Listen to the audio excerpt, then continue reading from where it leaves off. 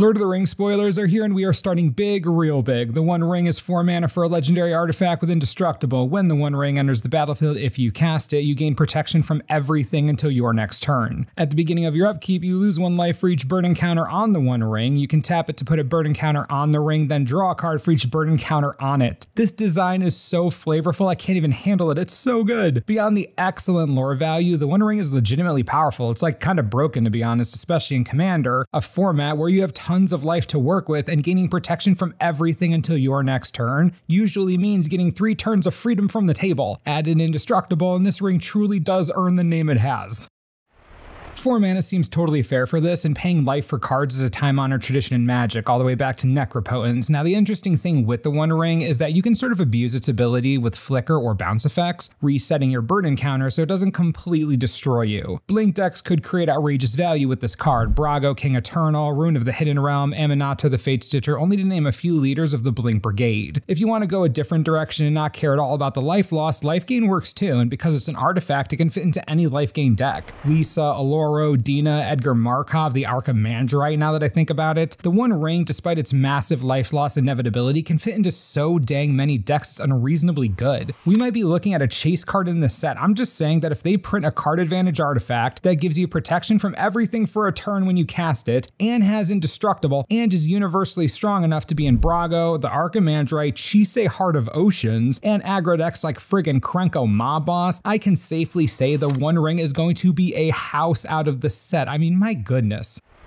Gandalf the Grey is 3 of anything, 1 blue and 1 red for a 3/4 legendary creature avatar wizard, nice creature type. Whenever you cast an instant or sorcery spell, choose one that hasn't been chosen. You may tap or untap target permanent. Gandalf the Grey deals 3 damage to each opponent. Copy target instant or sorcery spell you control. You may choose new targets for the copy, and put Gandalf on top of its owner's library. I'm not sure why I'm surprised to see an Is It Gandalf, but I suppose it makes sense for Gandalf the Grey specifically. Going from the top down, the card is expensive as a 5 mana 3/4, that's to be sure, and probably the best part about this is that it is so Gandalf. He spends a little time casting a bunch of nonsense spells and then just goes off to do something else. Hilariously a Gandalf the Grey thing to do. That part, just brilliant.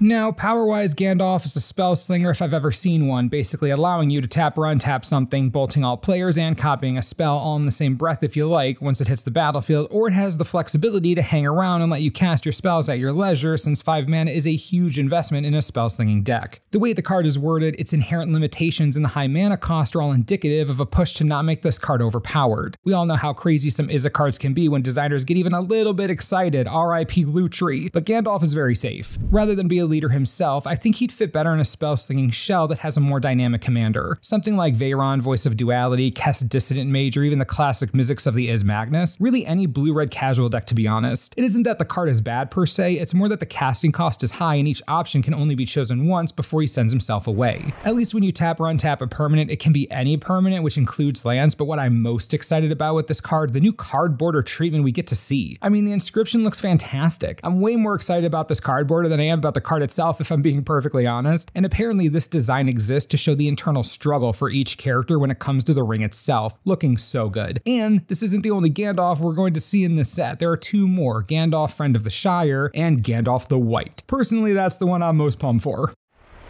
Basic lands have been revealed, and hot dang, this is exactly what I wanted them to be. Maps of different areas in Middle-earth, what a perfect aesthetic for the set. The Shire as plains, perfect. The Arnor coast, so good. Mordor as swamp, classic. Rohan and Gondor as mountains, nice. And Mirkwood as the forest. Even if you don't want to buy into the entire set, these lands are great, and Lord of the Rings fans are sure to be excited for these. They fit the art style and vibe of Lord of the Rings really well. I love good basics, don't you? Make sure to stay tuned right here to the channel because there are more Lord of the Rings previews coming at you really soon. Now, thanks for watching and brace yourselves.